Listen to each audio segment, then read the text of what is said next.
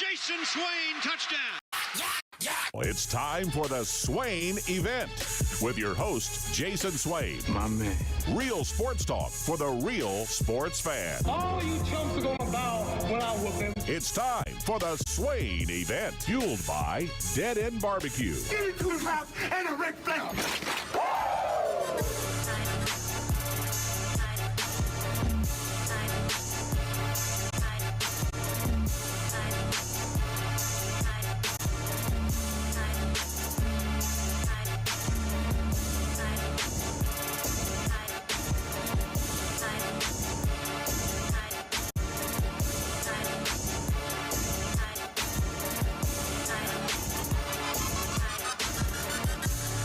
Swain Event, SwainEvent.com, fueled by Dead End Barbecue, top 100 barbecue restaurant in America.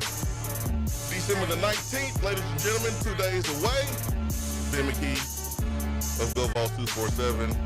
I'm Jason Swain, live from the Low T Center studio. Phone lines are already going crazy, 865-255-03. Ben, we're getting closer and closer, my friend. Closer and closer. A lot to get to today. What is going on, man? Not a whole lot. Just trying to make it to Saturday. Going to be an epic day of college football. I know a lot of Tennessee fans are rightfully excited, and you know it's game week when Thursday morning you wake up and you start to feel a little extra umph in your step. Kickoff is approaching. You can feel it getting closer. Tennessee fans are ready to go. Tennessee fans have changed the description on Apple Maps of Ohio Stadium to Neyland North. That's the anticipation. The Tennessee fans will have a huge presence.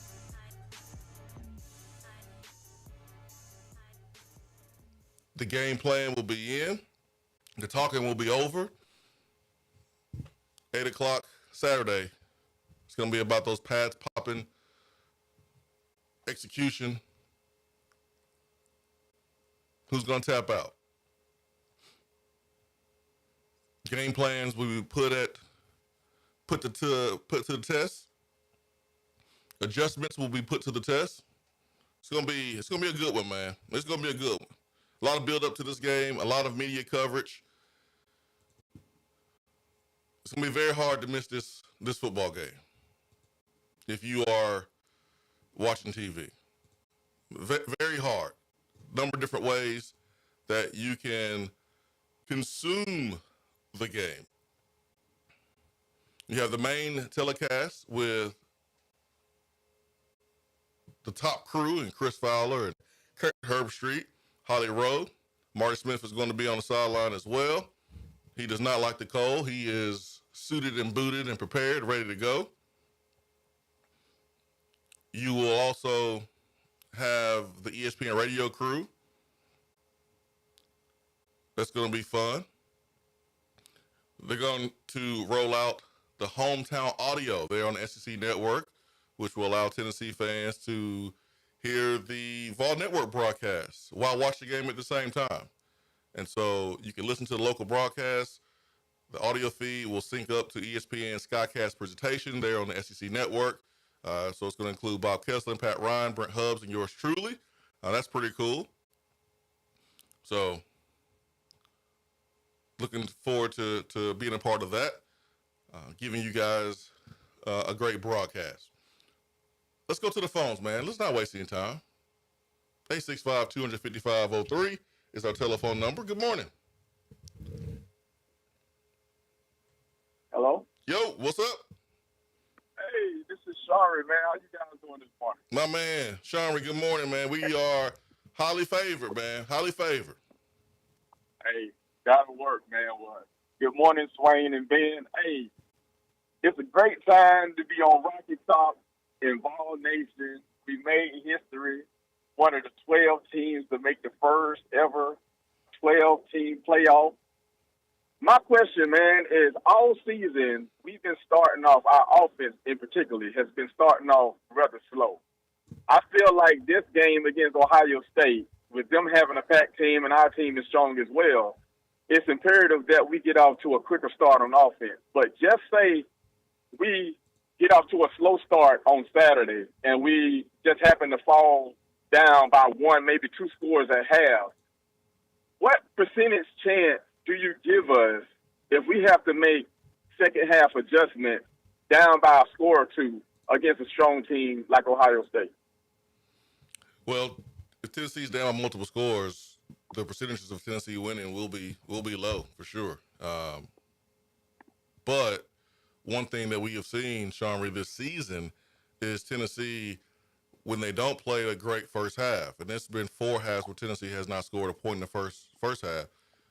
Alabama, Florida, you've come back and you've played well and you won the game. And so we've seen this football team play differently, different scenarios. We've seen this team come out fast, like the Georgia game, Sean Reed. We came out fast, and in the second half, it seemed like we didn't play like we played in the first half. Well, we've seen in the first half where we didn't play like we wanted to play, come out fast, but then in the second half make those adjustments. I don't know what team we're going to see on Saturday.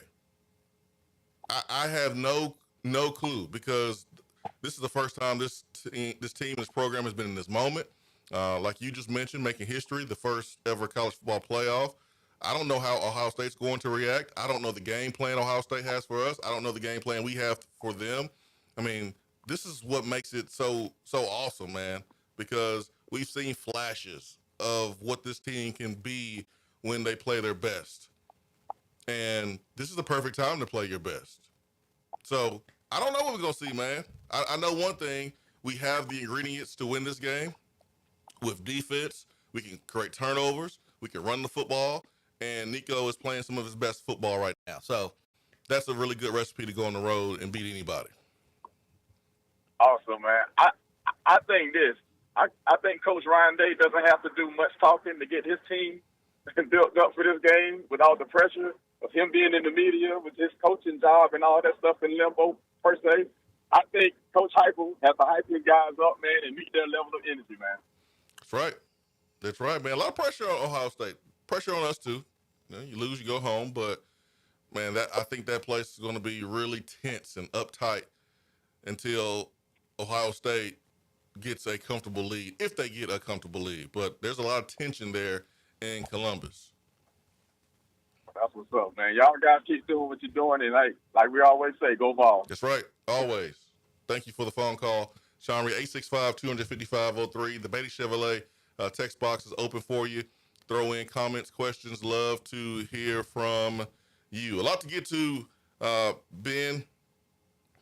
The ticket prices are continuing to drop, not just with the first round between Tennessee and Ohio State, Ben, but we're seeing ticket prices, multiple games drop. And maybe scheduling a game 4 days before Christmas is not such a good idea when you think about it, but that's the case. Now, if Tennessee was hosting this thing, I don't think that's going to be a problem at all. This thing will be sold out. But tickets are available, and Tennessee fans are right now gobbling them up. Yes, they are. It seems like every time I get on social media, I see somebody else posting up. I splurged, went ahead and bought tickets and booked a hotel in Columbus. I'm sure it'll still be sold out. Those tickets that we are seeing are on the secondary market. Yeah, that's right. And, I mean, NFL teams go through this every year. I mean, heck, my Steelers are playing the Chiefs, right, at 1 o'clock on Christmas Day. This is not a new concept within the sport of football. It is new to college football.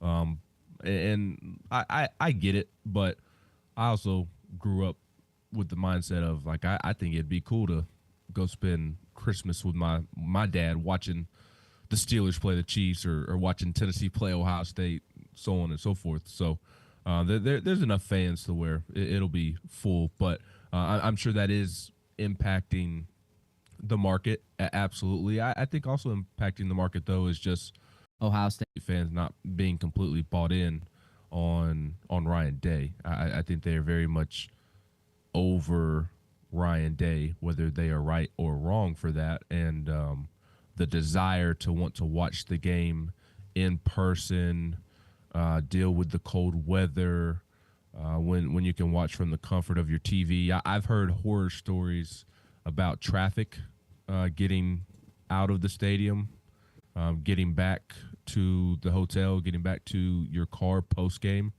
just because it's so busy. So to not have to deal with that and be able to watch from the comfort of your couch and be able to go to the kitchen and the pantry whenever you want, and you have your drink of choice, and you're not spending $15-$20 a drink for it.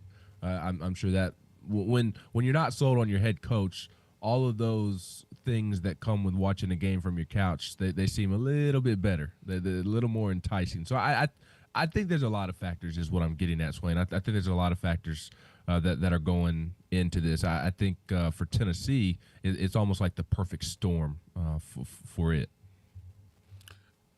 That, I think, is a reason. I think another reason is they think Tennessee is just a speed bump for the Rose Bowl. I mean, if you are making a decision on whether or not you want to go to the first round of the college football playoff or you want to go to the Rose Bowl as an Ohio State fan, you have to pick one or the other. You're going to pick the Rose Bowl against Oregon. And so it's either the confidence level is not high with Ryan Day, or you have Ohio State fans that just feel like, oh, we're just going to cruise into the Rose Bowl. It's weird, man. I turn around, I look at my social media, I look on Twitter. I'm still calling it Twitter. I look on Twitter and I see Ohio State Athletics, their account. Bro, they begging. They are begging their fans to engage. They tweeted a picture of a damn chicken. I got my red dress on tonight. Huh? Scarlet the Shoe. Another tweet. Buckeye Nation. And I thought this was a fake account. I thought it was a fake account. The countdown to Scarlet the Shoe is on.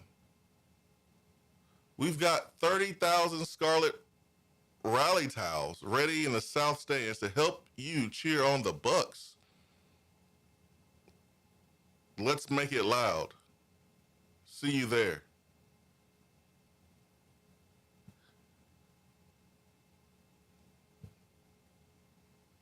$30,000. Everybody can get one? Number one. Number two, to help you cheer on the Bucks, you gotta give them something to get them to come and cheer on the team. You gotta give them something. You gotta bribe them. What are they, 5? You have to do that with kids. Hey, you get a piece of cake if you eat all your vegetables. Little Ben, little Jason.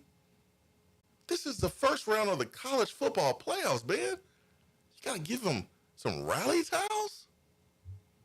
It's odd this week from the Ohio State standpoint. Tennessee's side of things. Tennessee's fans are treating this perfectly, treating a college football playoff game the way they absolutely should. Ohio State, it just kind of seems like they're sleepwalking. And I do agree with your point about Oregon and the Rose Bowl. Maybe they are just overlooking Tennessee. Maybe that's playing the biggest factor of all. Because when you overlook somebody, you also don't feel very motivated to get things done as well. But before you reach that next step, so maybe that's what it is as well. But it's been very, very strange. You know, you think of the top programs in the sport, and Ohio State is one of them. You think of the top stadiums in the sport. The Horseshoe is one of them, and the feelings going into this game, the hype, the excitement, it really seems to be on one side, and that seems to be on Tennessee's side. It's been very, very strange. I'm looking at like Ohio State's football Twitter account. Like on the 17th is when they started dropping Scarlet the Shoe.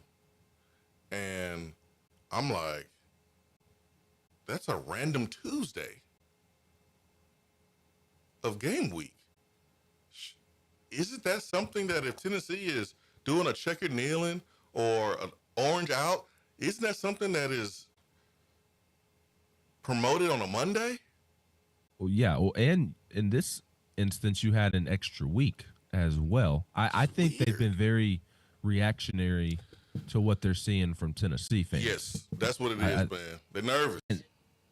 I think they are. I think they are. Now, I am curious to see the turnout. I obviously think the turnout is going to be good for a road team, especially in this situation.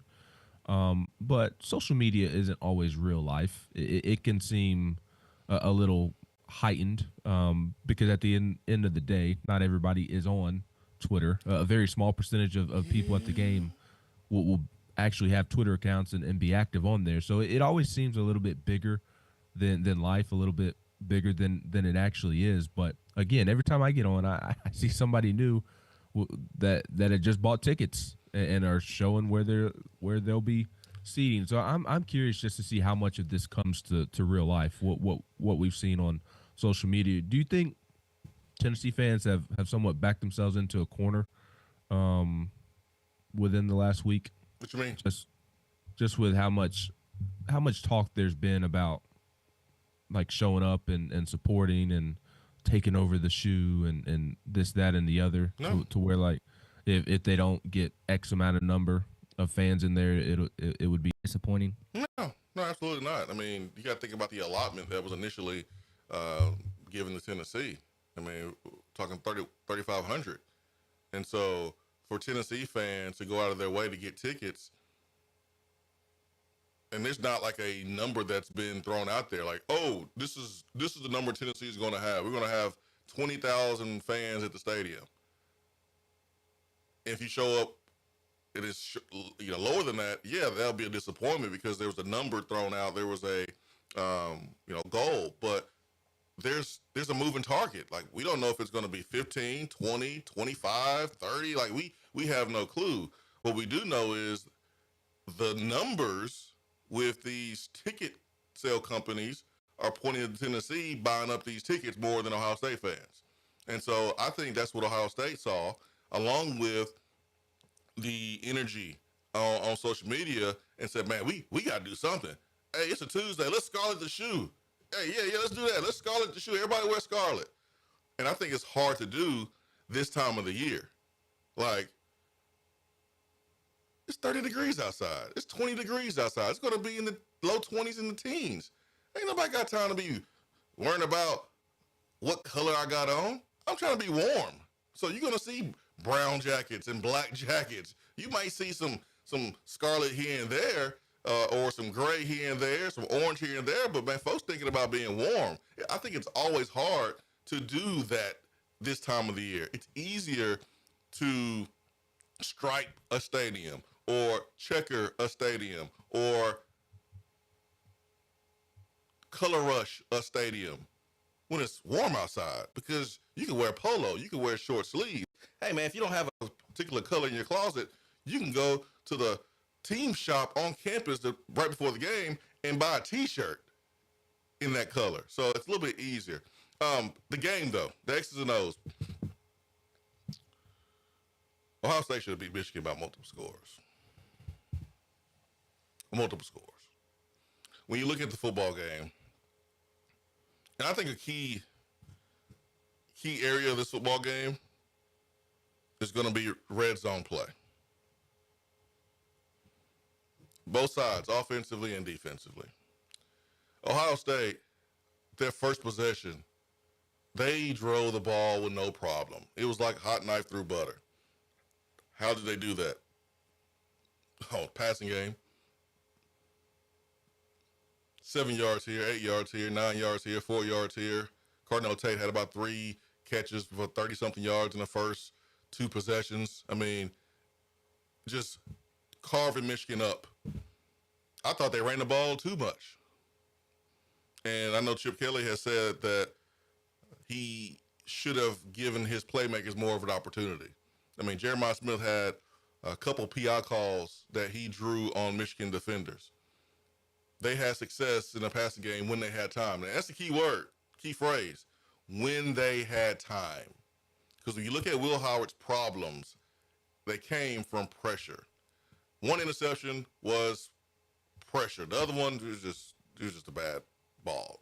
He just didn't properly throw the ball on the right shoulder of the wide receiver. But Ohio State, from 25 to 25, they moved the ball no problem.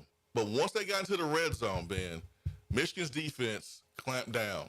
They forced field goals. Some were made, some were not. But that's going to be a key in this football game on Saturday. If you look at the Michigan game and you say, man, this is what we could do, maybe that Michigan did. Clamp down in the red zone. So who's going to score touchdowns? Who's going to kick field goals? Yeah, and don't turn the ball over in the red zone like Ohio State did. Facts. as well. This Ohio State offense is interesting to me. The receivers scare me, the running backs scare me, but you can easily disrupt them and throw them off if you can generate pressure, if you can win the line of scrimmage. Again, we touched on it on Tuesday, and I keep referencing the Georgia game. To me, it's the same matchup going into the game. You're facing an offensive line that has been inconsistent and struggled at times this season, and it's banged up with its starting center and one of its tackles. This is a matchup that Tennessee's defensive line should win. And theoretically, if you win that matchup, then Will Howard has less time to do things. He has less time to get the football to those playmakers who do keep you up at night. If you're a defensive coordinator, even if you have Jermon McCoy and Ricky Gibson, yeah, you feel confident in your guys, but those three receivers still keep you up at night, just trying to game plan and whatnot to make sure that you hold them in check. And I like the running backs as well, Trevion Henderson and Quinshon Judkins as well, obviously. So the skill position players outside of Will Howard, because I don't think Will Howard's all that.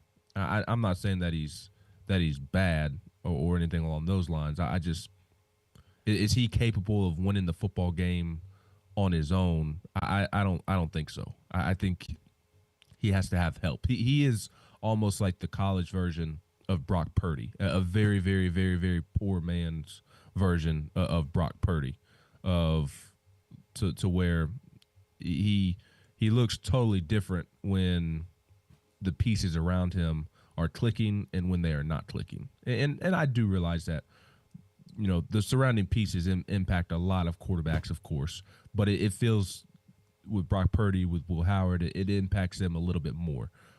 So to me, I mentioned it on Tuesday, the defensive line has to be Jermon McCoy, Ricky Gibson, Boo Carter, the secondary's best friend. It has to. And that's not to suggest that I don't have confidence in those guys. I do, but they're going to win their fair share, and Ohio State's going to win their fair share of battles as well. But can Tennessee's defensive line be the secondary's best friend and prevent them from being in coverage as long as maybe they typically would, or maybe as long as they were at times in the Georgia game? To me, that's probably the matchup that I think dictates whether or not Tennessee wins the football game or not. Is does Tennessee's defensive front dominate the way that I think that they should, quite frankly?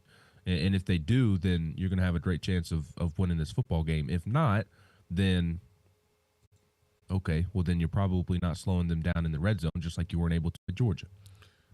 What type of exotic blitzes do we see from Tim Banks? There were some times when Michigan was able to get a free rusher on Will Howard, confuse the center, confuse the interior of the offensive line.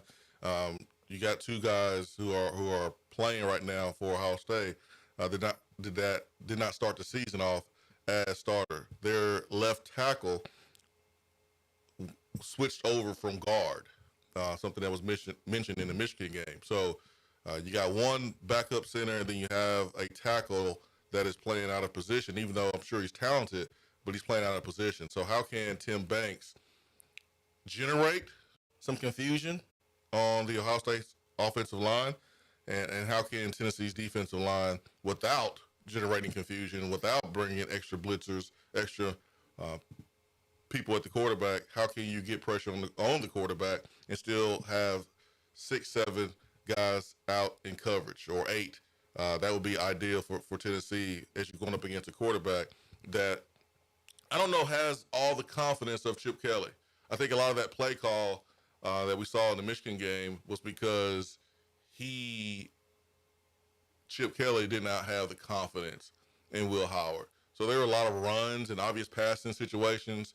There were runs and third down situations in the red zone when you could have threw it to one of your highly rated wide receivers, but instead they elected to run the football and settle for the field goal that they wound up missing anyway. So how much confidence does Chip Kelly have in Will Howard? That's something to keep an eye on during the course of the football game. Let's go back to the phones, 865-250-5503.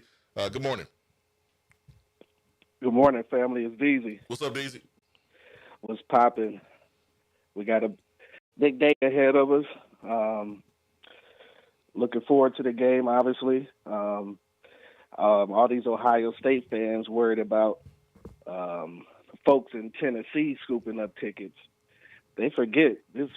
We're called Ball Nation for a reason.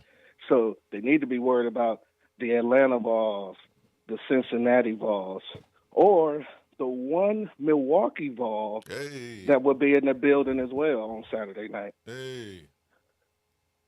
You come by yourself, or you got Pops coming with you, or you replace Pops? Nah. Pops got to stay in Illinois and root for his little Fighting Irish.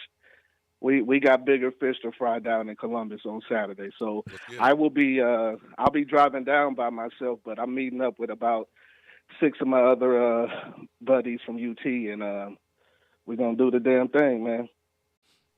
It's gonna be fun, man. It's gonna be fun, Deezy.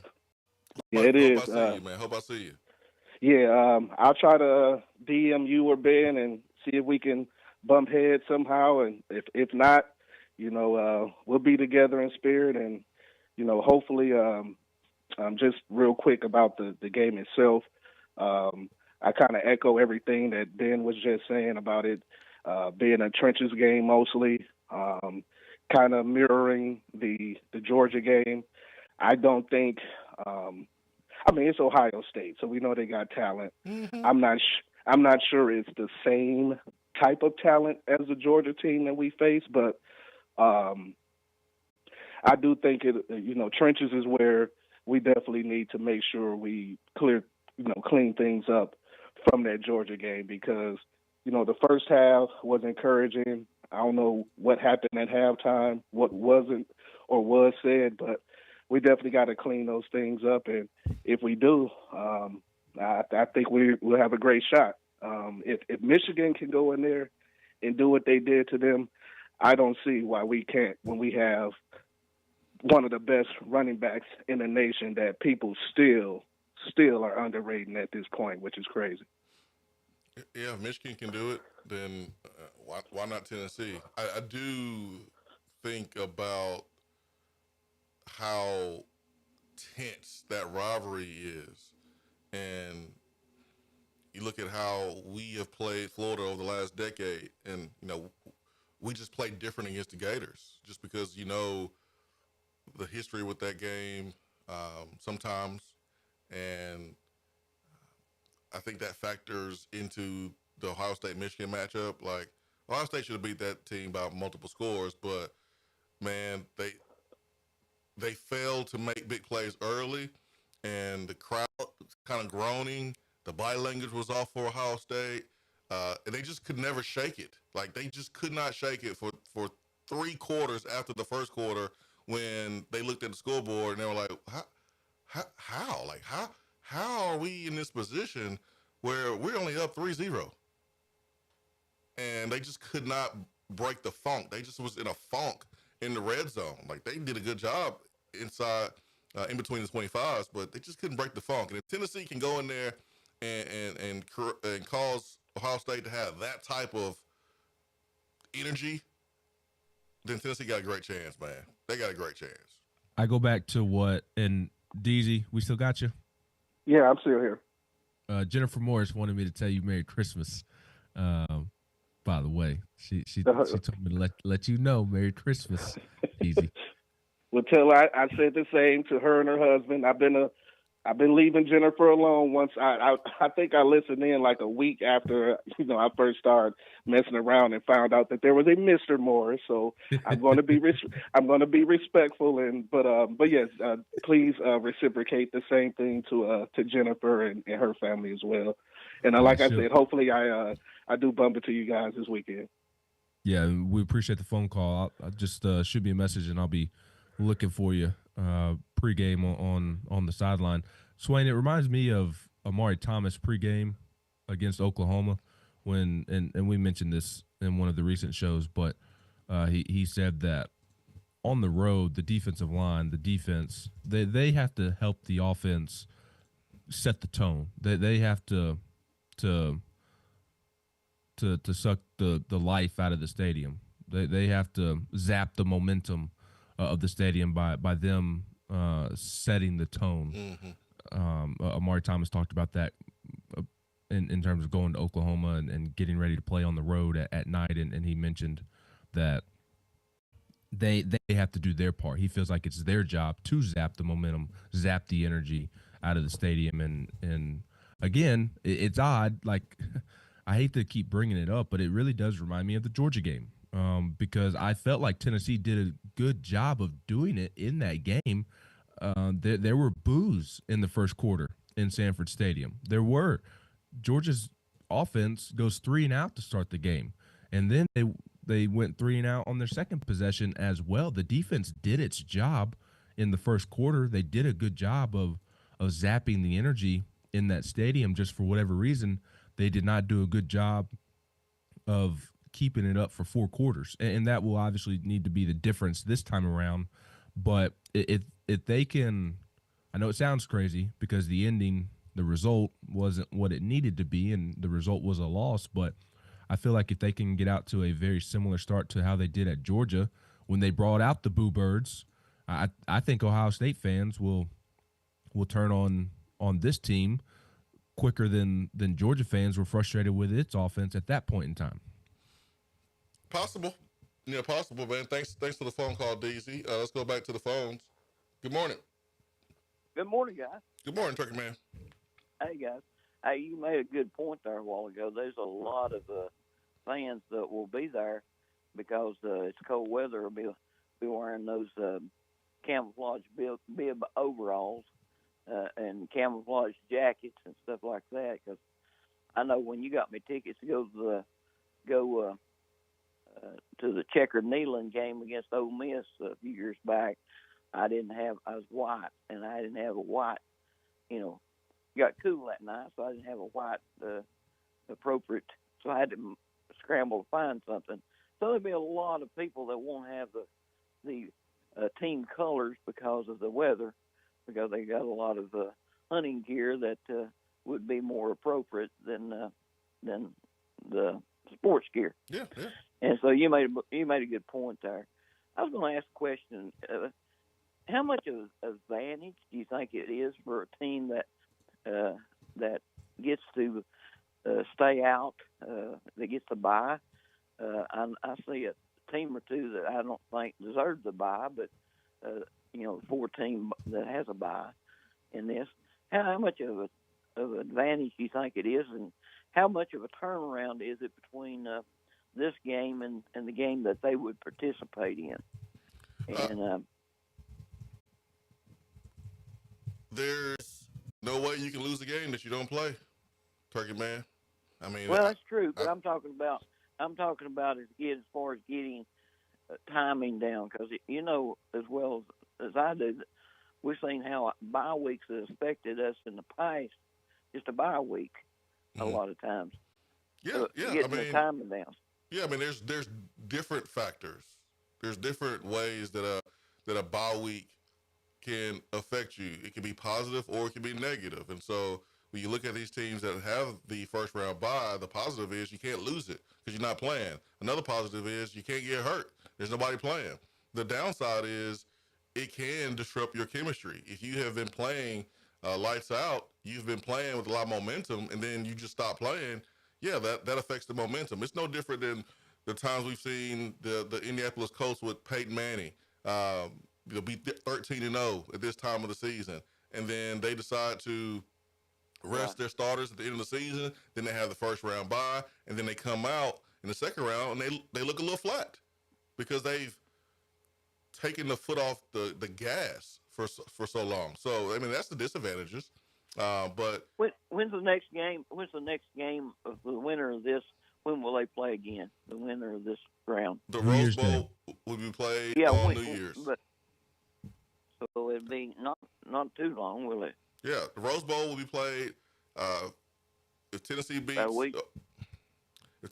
Ohio State. We play against Oregon, and that'll be the Rose Bowl January the 1st. Clemson, Texas, whoever wins that game, they will play in the quarterfinal, the Chick-fil-A Bowl. That will be January the 1st. Penn State, SMU, whoever wins that game will play Boise State. That game is on New Year's Eve on the 31st. And so, nice little turnaround. Nice little turnaround. Yeah, I was thinking that from a coach perspective, how that if I was put in that position, what I would do. You know how I prepare, because you can't look past the team that's in front of you. But when you don't have a opponent and you got to prepare for like Ohio State or Tennessee, I think Tennessee would be the hardest to prepare for if I was the next Oregon or whoever, because of the offense. Look at it that way, I really do. See what? So you can look at it that way. I think so, because I think you don't know. I mean, we run the ball, but hey, and we're really good at it. That's, as you call it, the straw that stirs the drink. But I also think that the bowl game, which we see as really stands out. I think we'll see us completing passes downfield in this game. I'm kind of excited about it. Yeah, I was wondering about that. All right, I Turkey Man. hope you find you some camouflage bibs, because that would be the ticket for you, because you don't have to worry about changing clothes. You just put it over and be like Santa Claus. Put on your, all right, Turkey Man. Thanks for the phone call, my man.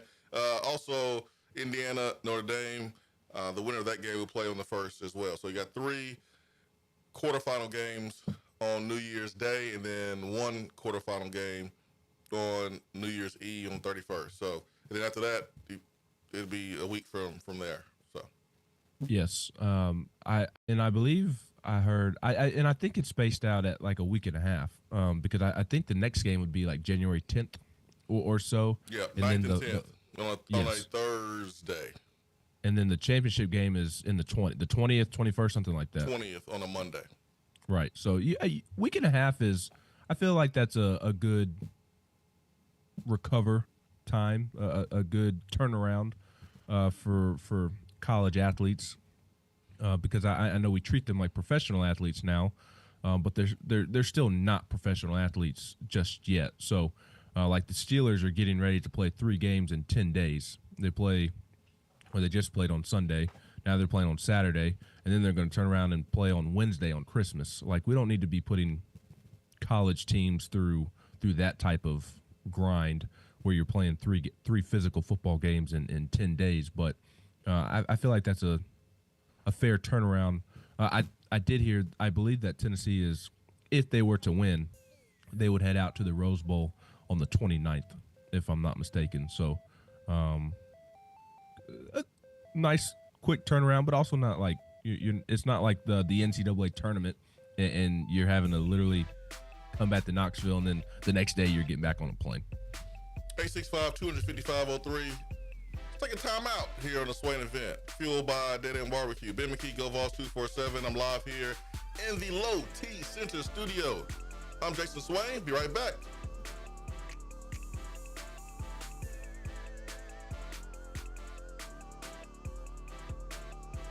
You're listening to the Swain Event. And you know this, man. Here in Knoxville, we love it when a squirrel's in the checkerboards. But when there's a squirrel in our attic, that's all sides. When that happens, call Alpha Wildlife.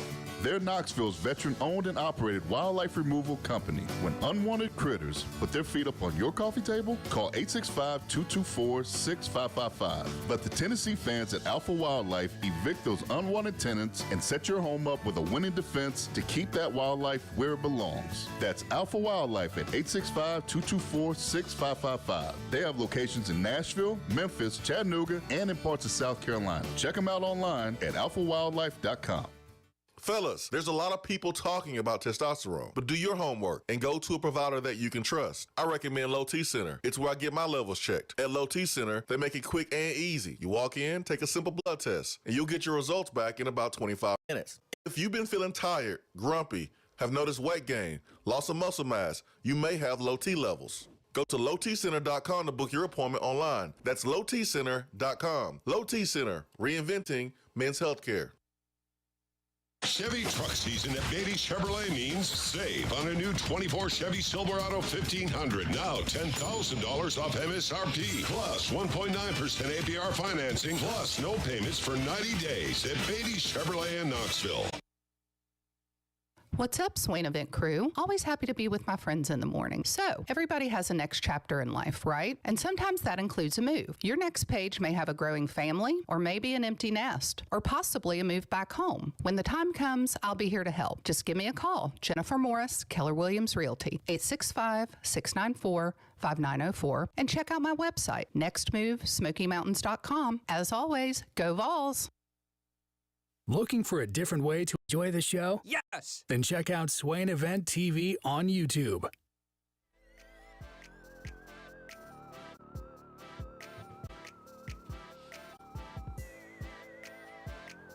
The Beatty Chevrolet text box is open for you. Throw in your comments and questions. We'll go back to the hotline on a beautiful Thursday morning here in Knoxville, Tennessee. Man, it was rather warm yesterday, but we know how that works. Warm one day, 30 degrees the next. And so very cool, crisp morning right now as temperatures are starting to drop here and in Ohio. Let's go back to the phones. Good morning. Good morning. It sounds like you just said, I used to pray for times like this. We definitely did. We all did. We all been praying for times like this, C-Mac. I'm glad you said it just like that. We all. Let's make sure we remember that word, all. All, yeah. Right? We all been praying for times like this, right? So, y'all, a little bit ago, y'all were talking about Ohio State's rival, Big Blue. There used to be a guy that used to coach there, and he used to say that his dad, Mr. Harbaugh, used to ask him a question. Swain, do you remember that question that Mr. Harbaugh used to ask his family? Who has it better than us? Michigan football. Exactly. You know what that is for Tennessee? Nobody. Who wants it more than us? The question actually is, who wants it more than us? You're right. The answer is nobody. Right? Yeah. Nobody in this entire world wants this more than Ball Nation. And we deserve to be here on Saturday. Okay? You spot on, C-Mac. So the show up. Say what? I said you spot on. Like I saw one comment that was like, bandwagon Tennessee fans. Huh? Right? That might be the silliest thing I've ever heard. I read something this morning very quickly on that plague of a social media platform that said, let's send UTI back to the Pruitt era. And that did piss me off, like the UTI should, right? But it made me think, who wants it more than us? Sincerely, who wants it more than all of us? What we've been through. They can try to send us back, but we ain't going back. We want it too much. And I think that's going to be felt and definitely seen on Saturday. So with that stated, which one of y'all going to bring me a T-shirt? What kind of T-shirt? You want a college football playoff T-shirt, or you want a national champion. What kind of T-shirt you want, man? We got you. That's actually really great stuff. We got you. We'll hit one of those sales up. No. So you're definitely not picking up what I'm putting down. So I'll throw it to you this way. McKee. Yes, sir. How you been? This week has not been a fun one, but I've been great. I've been enjoying all the J. Cole clips on social media this week. Beautiful thing, right? Amen. You know, sometimes we need to pop out and show some people how we support. Would you agree on that? So sometimes you got to squabble up. Sometimes you got to squabble up. Oh, we about to do that Saturday. I think this is an open roll call on who's squabbling up on Saturday, right? It is. No, we appreciate you, C-Man. How you been doing all right? Hey, man, it's another day and the opportunity to be great. Life is beautiful, right? And we're enjoying something that we haven't had the pleasure of really getting up for in a very long time, right?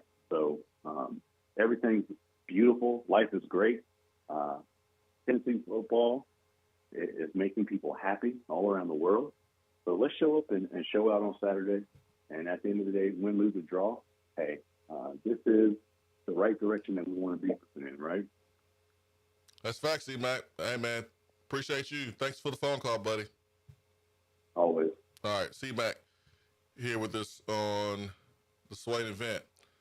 Thanks for that. All right, let's hit the Beta Chevrolet text box this morning.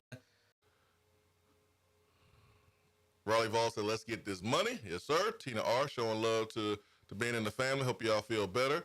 Nathaniel, Tennessee's defense ranks 5th in the country in opponent's third down conversion, 4th in the country in opponent red down touchdown percentage. I think those are huge for this game. Nathaniel, you are spot on, my friend. Clamping down in the red zone. That's going to be key for Tennessee because you're going to give up some plays. Those guys are too good on the outside unless we just wreck Will Howard every single passing play. But I think the Ohio State offensive line will have some pride, and they'll give Will Howard some time during some passing plays, and we got to make sure that we don't allow those passing plays to go for touchdowns, that we stop them and force them to kick field goals. Neil Mafia, keys to the game. A wise man once said, the team that makes the fewest mistakes will win. Facts. Double J, I'm wearing my Department of Corrections orange jumpsuit to Columbus. It's probably not a good idea, but you'll be warm. Chip Payne, I just hope our D-line don't tip their O-line when we are blitzing like they did against Georgia. Yeah, whatever we did against Georgia, throw that out the window. Don't do that. Louisiana Vol, Tennessee needs to come with the A game because Ohio State will be ready and be the team that played Indiana when most things clicked on all cylinders. Just go win, go Vols. 44 Vol just purchased 3 tickets yesterday from an Ohio State fan at $120 a piece. Headed out tomorrow around lunch. See you guys up there. Hope we bring back a big orange win for a Christmas present. Vol from Charlotte, if you had to choose in this game, would you take Dylan Sampson for 2 touchdowns or the defense with 4 sacks? Neither affects the other, but one is given. I'm taking 2 touchdowns. And get 14 points.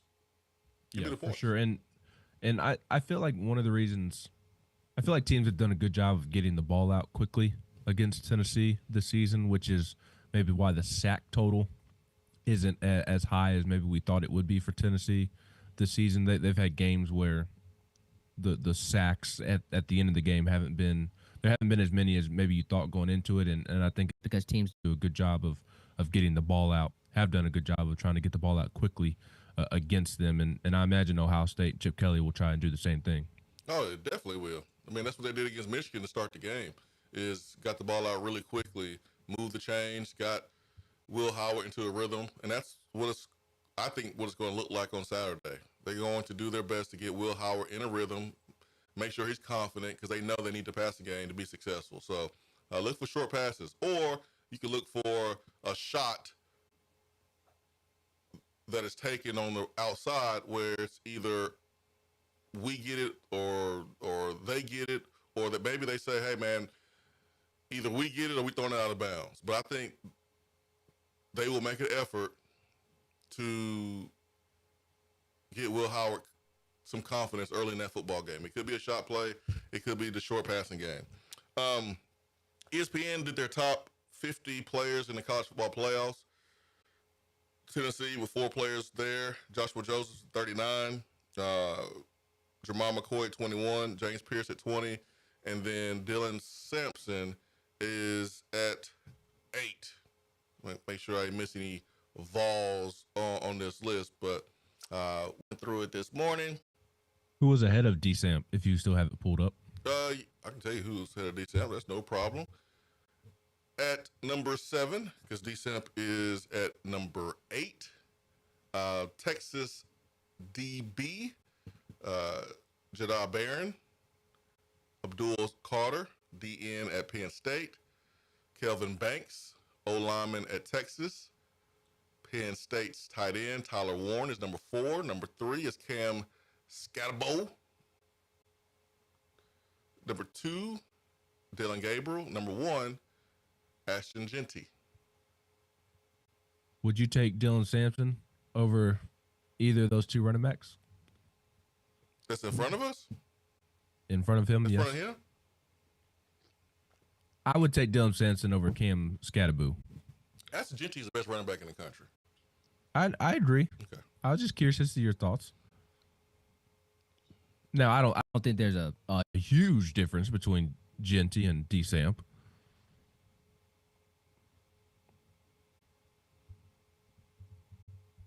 That's fine. Genty's going to be the top back off the board, the NFL draft. He's the best back in the country. Look, it's just a fun conversation. I wasn't trying to get super serious, but I am taking him over Scatabo. Yeah. And I love Cam Scatabo. I do. I love Cam Scatabo, but I'd take Dylan Sampson. Dylan's been great for this football team, and he will need to be great. My point bringing up these 4 players is they got to all have good games. They all got to have great games. If your team is going to achieve what you expect for them to achieve, what you want them to achieve, you need your best players to play the best. You can't have your best players having C games. I know Cooper Mays not listed on here, but if there was a top 75, he would be listed on here. He is one of Tennessee's All-Americans. He is an all-conference performer. We understand his importance to this offense. He's going to have a really good game as well. One of the players that hit the portal, Jordan Matthews, DB from Louisiana, committed to Vanderbilt yesterday. I think that move is a move for immediate playing time. I know he was well compensated here at Tennessee, didn't play a lot, and I'll be surprised if Vanderbilt is going to pay him more than what he was making here at Tennessee. And so this screams immediate playing time move, which, hey, I get it. I respect it. I understand it. And I wish him nothing but the best, except against Tennessee. It's a good landing spot, too. I know it may be a little odd because it's an in-state rival and it's Vanderbilt, but Clark Lee is a good coach and certainly good on the defensive side of the ball. So certainly understand the move in addition to the playing time aspect as well. What'd you think of Diego Pavia getting his extra year of eligibility? That seems like something that could really shake up the eligibility rules of college athletics. Love it. It stinks for high school players because the transfer portal and now this ruling puts more pressure on them, makes it harder for them to get those offers coming out of high school to big-time programs. That's another option that a college coach has, not to go high school route. I'm going to go JUCO, get a more physical-ready guy, knowing that he has 4 years to play. So I'm going to get a more developed guy from JUCO than high school.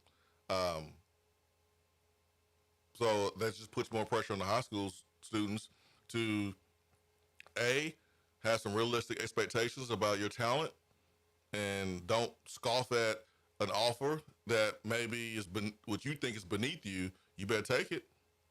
You better take it, or you're gonna be butt cheeks out, looking for a spot when it's too late. So I love that ruling for Diego Pavia, because for a guy like Miles Kittelman, that means he could possibly come back. He's a JUCO player. He's been awesome for us, and I would love to see Miles Kittelman make more money through NIL. If he decides to come back and not pursue NFL, I think Miles Kittelman can make some bread. He is great in front of a camera. He's very mature. He's been awesome for us. He's probably been top 3 transfer players in terms of production for us. So that opens up Miles Kittelman possibly coming back. So I love the ruling. Kitzelman's been like the number 2, number 3 most productive guy on the offensive side of the football. In terms of pass catchers, right? Yeah. Maybe even the guy that Deco trusts the most. I don't know. Can't confirm or deny. I know he definitely trusts him. That's for sure. All right, I'm going to say, okay. So, a couple days ago, we saw a tweet from a former Tennessee player. And that Tennessee player is Jarrett Guarantano.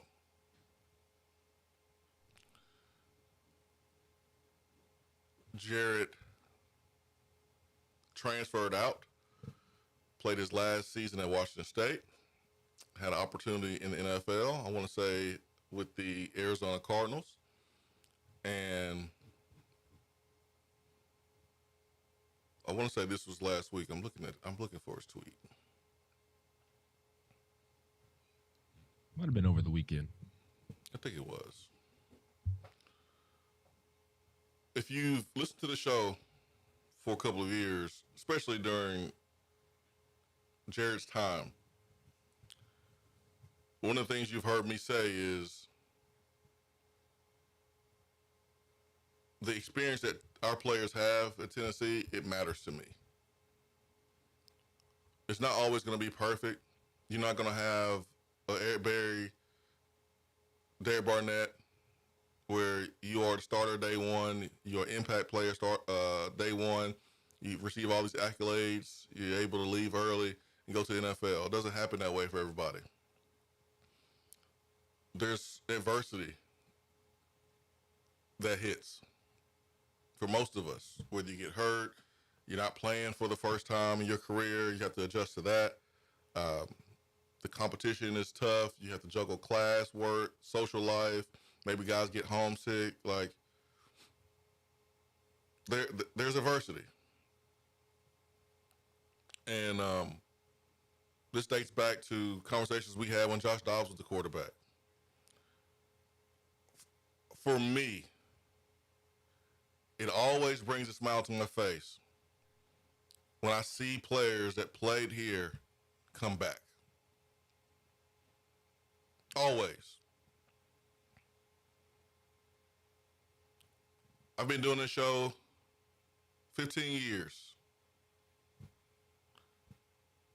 I've said it consistently.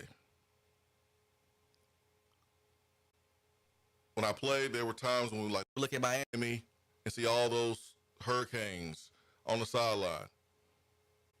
The Ray Lewises, the Jonathan Vilmas, Jeremy Shockey, all those guys coming back. Like, we've always wanted that. And that always mattered to me. And since, Danny White's been here, we've seen a little sprinkle of it here and there with previous regimes. There's more guys back than ever. More guys on the sideline in pregame.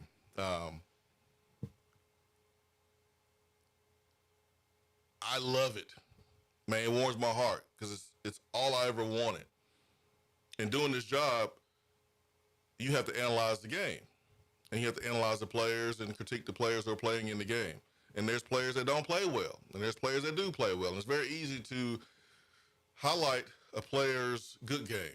But you have to critique and criticize players that don't play well. And there's always a line that you try not to cross, but at the same time, you try to be fair, you try to be honest and truthful. And many times on this show, I've had to draw some hard lines in the sand when it comes to the critique and criticism of our players, because sometimes they went overboard. And that's no different than any other place in college football. I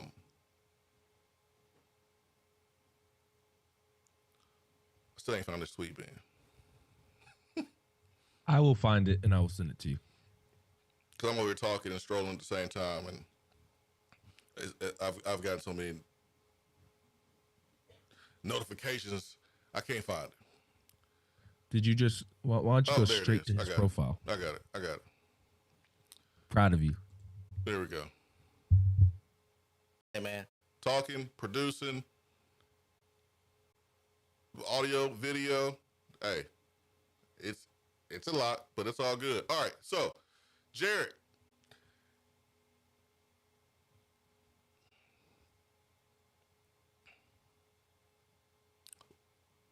Got a lot of DMs. Just want to say I'm incredibly thankful for everyone who's reached out. I need all my Vols to comment their favorite podcasts, radio, TV stations, media personalities would like to knock out a couple before Saturday. There was a post where he's interviewing with ESPN after the Missouri game. He had a great game. He's very emotional in the clip. He also said, on the 14th, as everyone knows how my career went, I never talked down on a player, coach, or young athlete. I felt every dose of that, and that is not how I will continue my journey into sports talk and life. Only positivity from me. I'm incredibly grateful for everything and everyone. He says he's been watching a lot of Tennessee on film. He loves this team. Number one. Number two, Heupel's the man. Number three, Nico has everything you want in a QB. One, for leadership, the locker room, relationships, and on-field ability.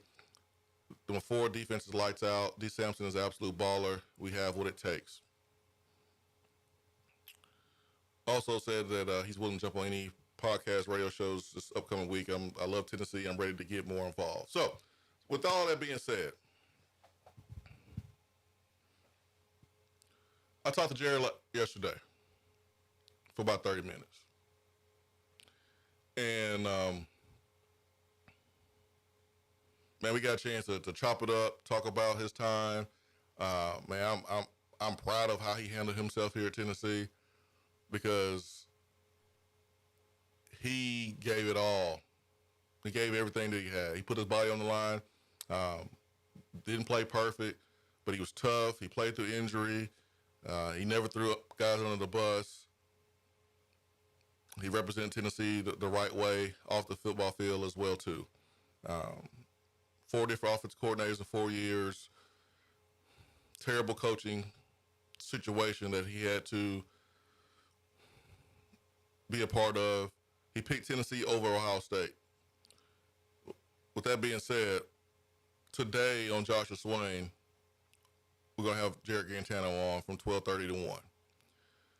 Also, we're going to have him here on the Swain Event. And when we have him on, we're going to dive more into his career at Tennessee. We're going to have a real conversation about his time, his decision to pick Tennessee, what he was going through, lessons he learned, what he planned on doing moving forward. It's going to be a great conversation. I think it's hard to do that type of conversation being on traditional radio because of the breaks and the stoppage. And so we're gonna bring him here and have that type of conversation. And so we'll get some good time with him. But that's coming soon. But today on Joshua Swain on 99.1 The Sports Animal, it's about his breakdown of this game from an X's and O's standpoint, what he's seen from Tennessee this year. He has met Josh Heupel. He spent some time with Josh Heupel. So we'll talk to him about, his impression of Josh Heupel and all that good stuff. And so for me, I'm so happy that he's reconnected with the program. He's family at the end of the day. He's family. And so I'm glad that he's in a place where, man, he can reconnect. And so I know he transferred out. I don't think he had much of a choice considering the circumstances. Man, dude's a VFL.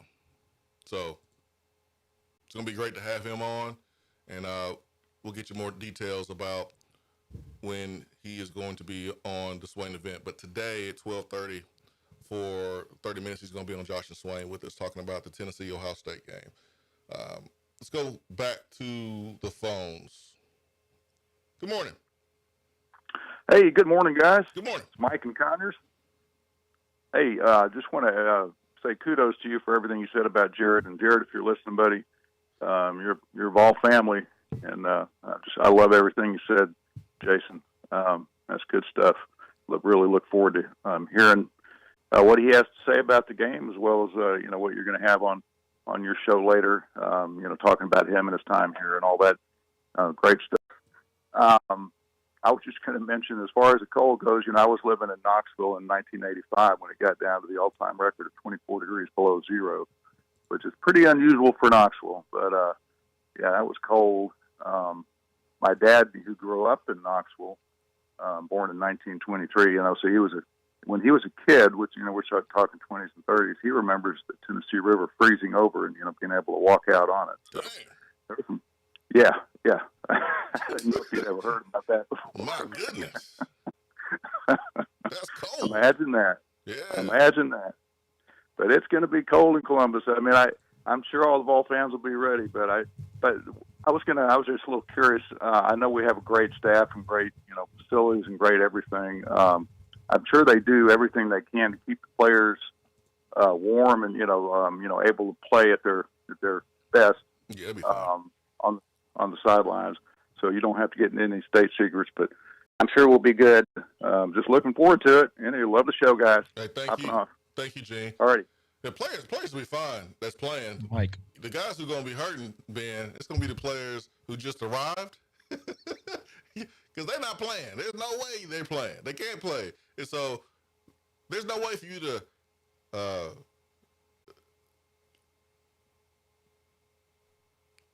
get yourself hot. I'm trying to say it in a way that's not nasty, but I failed at that. The players that are playing in the game, they'll be warm. They will be sweating. They will have steam coming off their heads. But the players who won't be playing, they're going to be on the sideline cold, and they'll be hugging that heater. And not everybody can hug the heater. Somebody got to stand up by the sideline and cheer on your teammates. You can't stand back there by the heater the whole time, and you can't sit on the bench if the bench is heated. You got to be up there on that sideline. So it's going to be cold for guys that will not play at all. Like even special teams guys, they'll be fine. Offensive, defensive guys, they'll be fine. But if you don't play at all, it's going to be cold. And it's not like you can bring your own gear. Like Turkey Man talked about the camouflage overalls. You can't wear that. You can't just bring your own stuff. You have to wear issued gear. So how will the guys that won't play on either sideline handle standing there and being cold? But as far as the game, guys will be good. It ain't that cold. No, they'll get into the flow of it.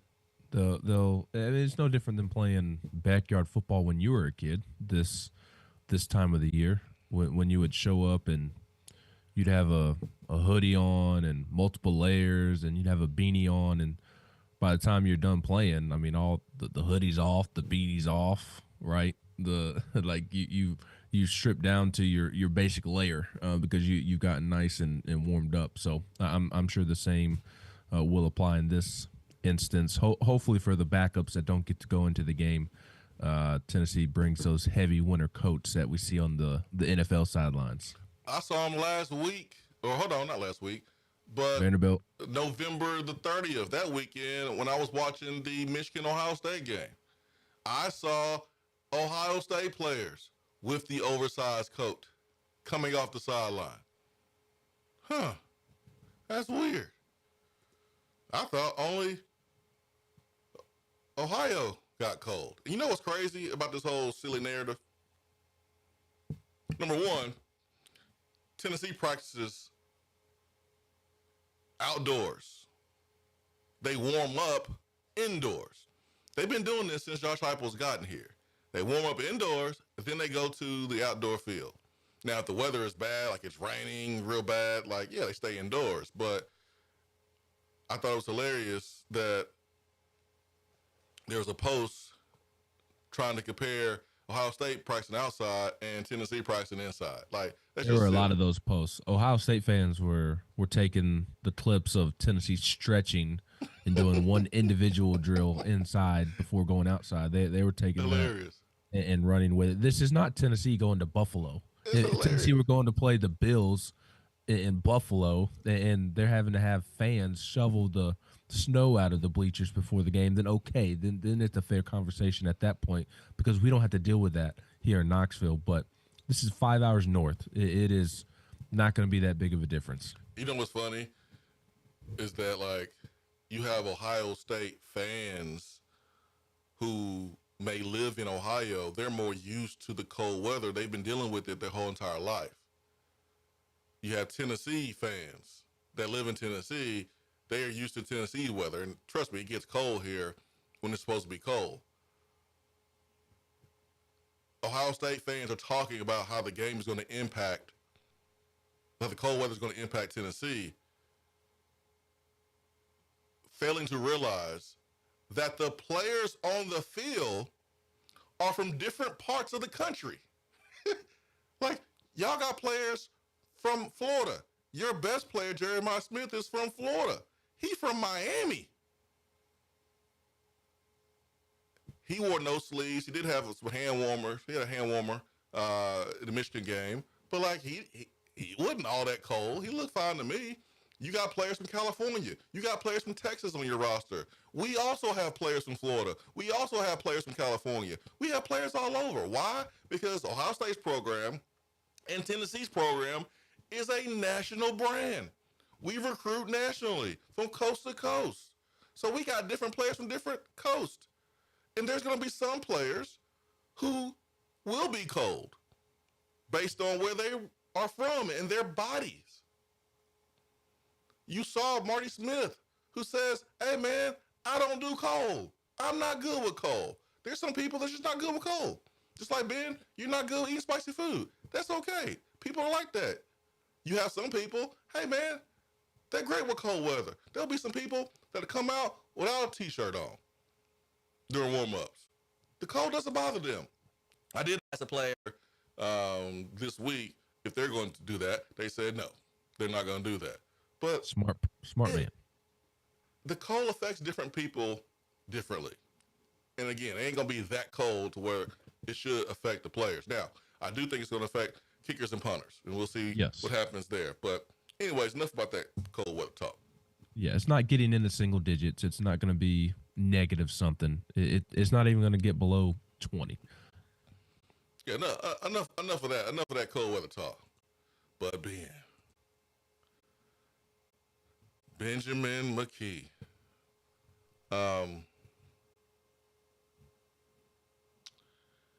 I just minding my business yesterday. And I see the statements from Alabama's AD, Greg Byrne, and I'm like, what?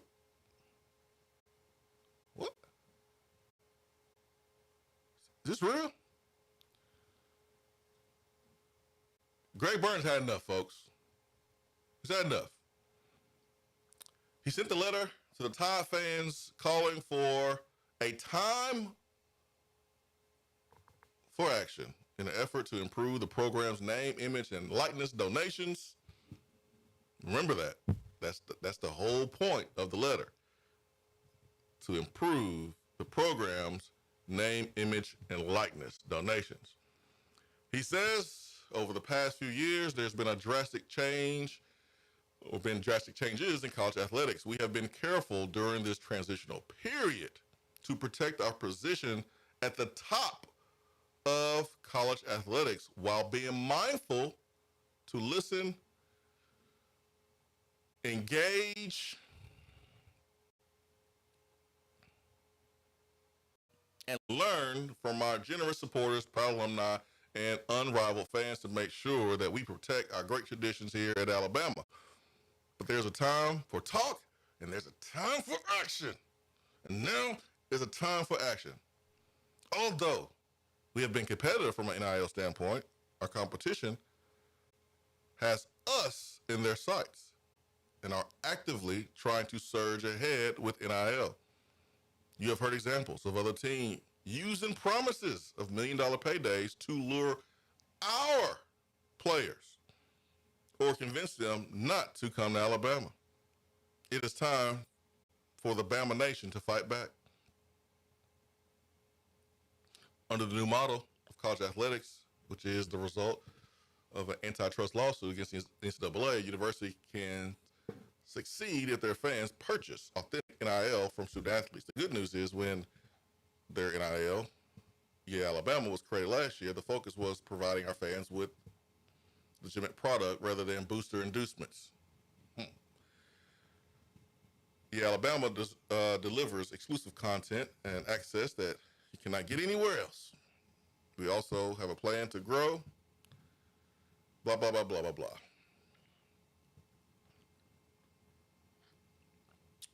At Alabama, we're not measured ourselves against our competition. We are the standard, and that measurement against the mirror and against a rich and proud history, but it's impossible to ignore what is taking place in college athletics.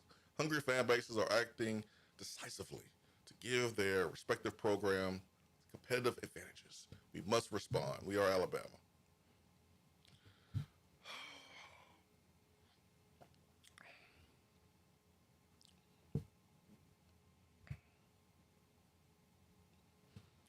It's a little late, ain't it, man? It feels a little late.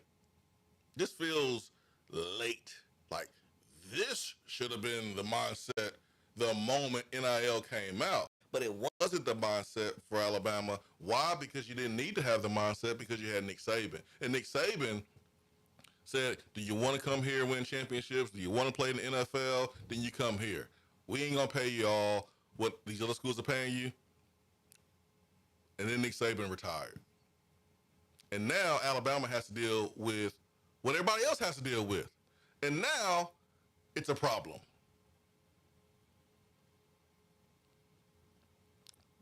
The fact is, Ben, that all the other schools have been fighting against Alabama in the last couple of years because of NIL. Because you heard the stories when Alabama had the top recruiting classes 5, 6, 7 years in a row. We've seen the pictures of guys getting new cars. We've seen it all. But now that it's legal and the bags are being dropped by hungry donors, billion-dollar donors, fan bases are involved. Now there's a statement that's out letting your fans know that there are promises of $1 million paydays to lure our players and convince them not to come to Alabama. Hello? That's been going on for decades. That's called negative recruiting. As there are predictions in the recruiting world being made for players who have not yet entered the portal for Alabama, but that's neither here nor there. It's just very hypocritical. Alabama does not have the biggest bags.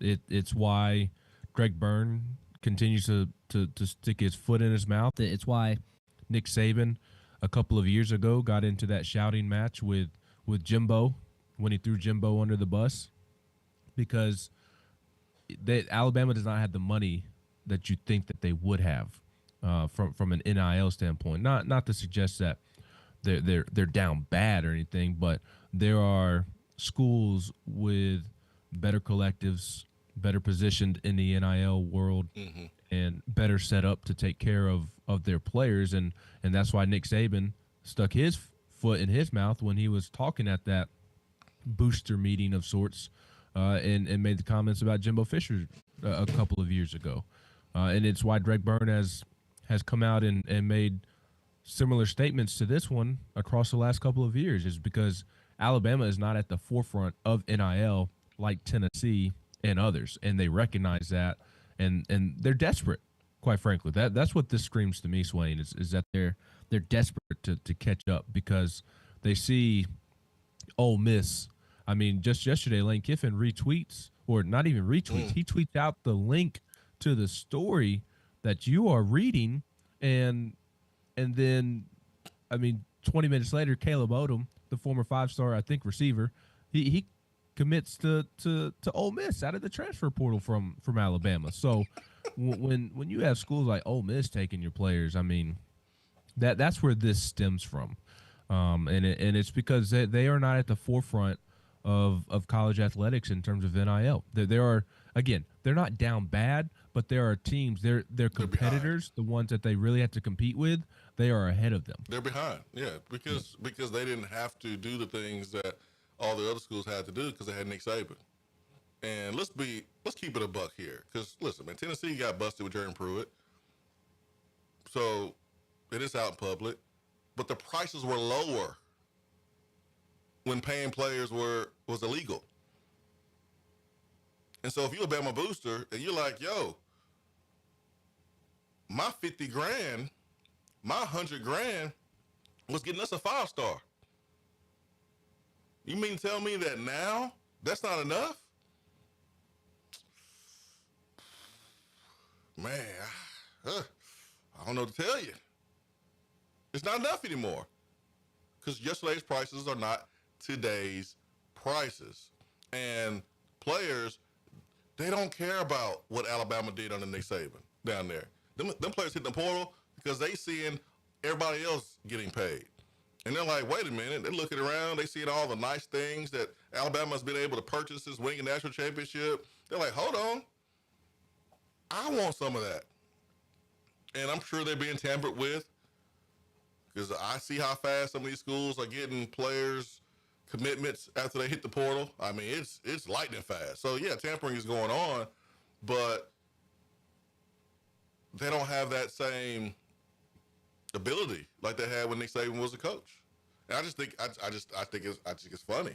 Now, is he right about what's going on in college athletics? Yeah, man, it's a crap show. Dude, it's a wreck. It's a hot mess. The system is terrible. Like, there's free agency going on during the season. Like, this is a joke.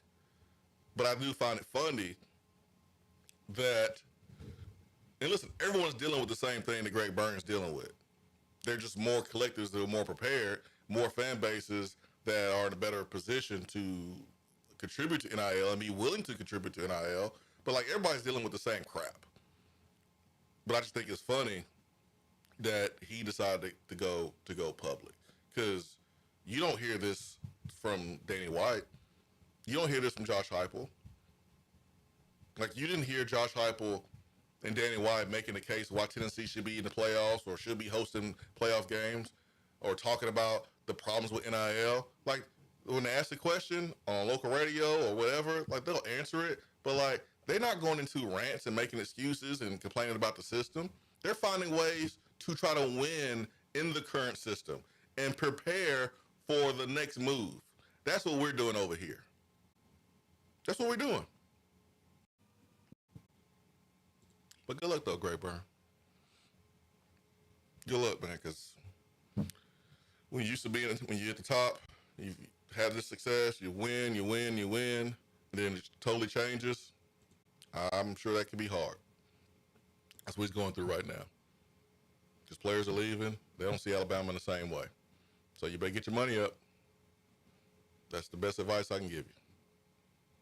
Rodney Nostell, ain't it funny when the rabbit has the gun? Facts. Louisiana Vol, enough of all the talk, Swain. Bring on Saturday night.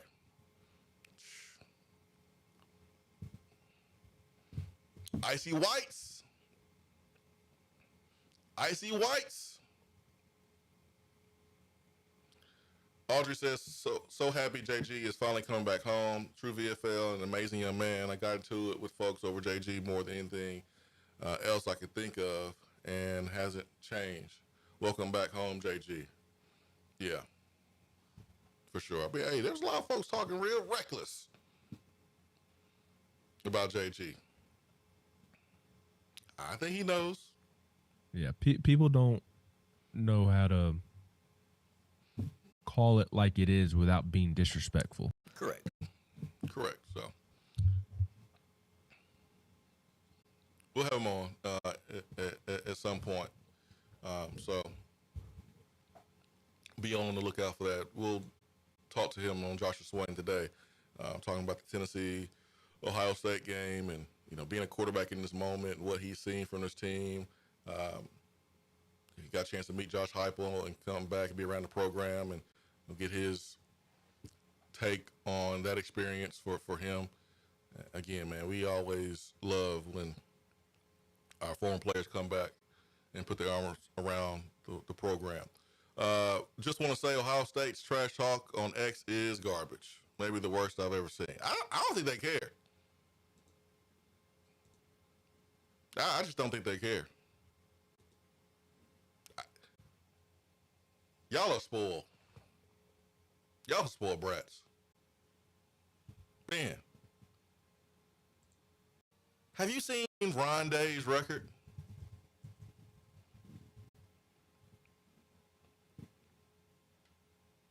This dude has a winning percentage of 87%. Is what, 5 losses? 10, 66, and 10. He has 5 conference losses. 4 conference losses. He is 0-3 versus SEC. He is 1-3 in the college football playoff. Well, are you sure it's not 5? Because I thought it was 4 of the 5 conference losses were to Michigan. Oh, man. Because hasn't he lost 4 straight to Michigan? Yeah, he's 44. He's 44-4 in the Big Ten. This is just what I see here. Well, then maybe that first loss in the 4-game losing streak was technically Urban's. Who has he lost to in the Big Ten outside of Michigan? I don't remember. I don't think anybody, because they've lost 4 straight to them, right? Yeah, so he's 44-4 in the Big Ten. Those 4 losses are to Michigan. Yeah, I guess so. Yeah. 66-10. That's crazy. 87% winning percentage. And the fans act like brats right now. Good luck trying to do better. You might be able to, but you might not. Hey, we fired a coach that didn't have an 87% winning percentage. And it took us,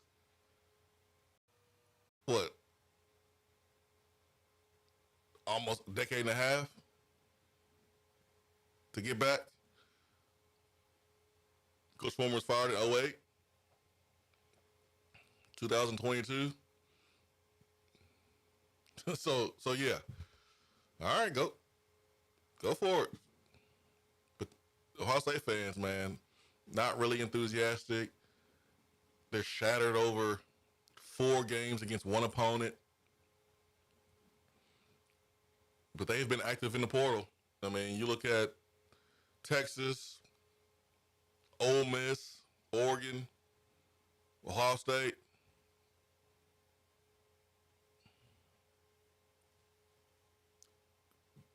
Those seem to be the biggest spenders during the offseason through NIL. They have one of the most talented rosters in the country. Boy, the pressure is on those guys up there. It's on us too, but man, it's on them harder. Oh, you lost to Oregon. That's right. He lost to Oregon this year. Forgot they're a Big Ten team. I know, right? Yeah. So 44-4 in the Big Ten. One of those losses was this year versus Oregon. Goodness gracious, man! I get used to the conference realignment, but yeah, lost to Oregon. Great record, man. Great record. Don't worry, we'll bring the enthusiasm, Ohio State fans. If you don't have it, we will have it. We will have it. Like, he don't even, he looks beat down. Every time I see him, he looks beat down. Like, bad. Oh, well. Hopefully we can take advantage of it. I hope they're overlooking us. I hope they're thinking about Oregon and Rose Bowl, or I hope they are over Ron Day and they bring zero energy. And I'm telling you right now, man, your players feed off your energy, fans. They feed off of it. So if Ohio State come in there and they don't have energy, those players will feed off zero. And that might be a problem for them. Man, we got to start fast. Oh, my gosh. We start fast, man. Whew. It's going to be fun. It's going to be fun, man. Until the end of the year, Healer right now, a couple specials that you need to take note of. When you buy a new HVAC system or a new whole home generator, Healer's going to hook you up with a Visa gift card worth $500. When you buy a new tankless water heater, Healer's going to give you $250 in a Visa gift card.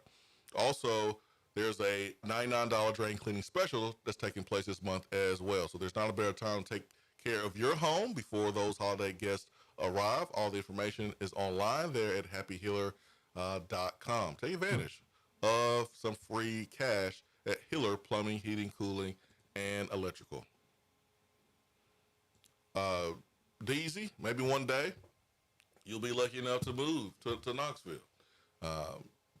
We've had C-Mac talk about making an appearance next football season in Knoxville. And when he gets here, maybe he'll want to move to Knoxville. But if you want to do that, Jennifer Morris is who you contact. If you are in town and you're looking to move across town, you're looking to invest in a different property, Jennifer Morris is already doing that right now with current Tennessee athletes, helping them make wise financial decisions with the NIL money. Or if you're just looking to sell, Jennifer Morris has your back. She's done that with Ben McKee. She's helped Ben through 2 moves with a young family. She is amazing. That is Jennifer Morris, Keller Williams Realty. I got you, Ben. I know you're feeling a little under the weather, so I got you. Appreciate you having my back. Yeah, always. Start the Georgia game, finish like Vandy game. There we go. Put them halves together. Really, for the Vandy game, it was like second quarter on. But yeah, let's put the first quarter of the Georgia game and the second, third, fourth of the Vanderbilt game. And Tennessee's going to Pasadena. All right, anything to add, my friend, before we wrap up today's show? Nothing pertinent. I'm excited to get up there on Saturday. Should be an excellent environment. College football playoff game and a college football home stadium is that seems like it's about as good as it gets. It's something that I've been missing from the sport because I see it in the NFL. Some of these home playoff games that exist in that league, and looks like a heck of a time. And I'm glad that those are coming to college football. So excited to get up to Columbus on Saturday. I hope everybody traveling up there travels safely, makes great decisions. Looking at you, Buck Nasty. Make great decisions, please. If you don't, Swain will bail you out of jail. You just better make sure he does it in a hurry because he's got to get on the flight back to Knoxville right after the game is over. But no, hope everybody travels safely and enjoys the game on Saturday. It's going to be a fun one, and hopefully we'll all reconvene at the Rose Bowl to begin the new year. Looking forward to Tuesday's show. Looking forward to it, man. We went through a lot to get to this moment, Tennessee fans. And this program went through a lot. So enjoy it. Be careful in your travels. This is going to be a really cool experience. If you're traveling with your family and friends, man, capture it, take as many pictures as possible while still being in the moment, man. This is awesome, man. Around the holiday season, a great time to reflect on what matters most, what's important. It's relationships. It's the right people that's in your life. It's the simple things. It's the simple things. Understand that. Cherish that. It's gonna be fun, man. It's gonna be a fun time there in Columbus, man. Vol Nation, nothing like us. Nothing like us. Truly impressive. The energy that we've created the last week and a half. Oh man, they can't wait to see everybody in Columbus. So, with that, man, we will wrap up today's program. Ben McKee, Go Vols 247 with coverage on Tennessee basketball, baseball. Man, Lady Vols, shout out to them. Tough, gritty win on the road at Memphis. I mean, that game was full of intensity. So kudos to Alex and what she got going on over there in Memphis. She's a former Lady Vol hooper. She was in school when I was in school, and so proud of what she has done as a college coach.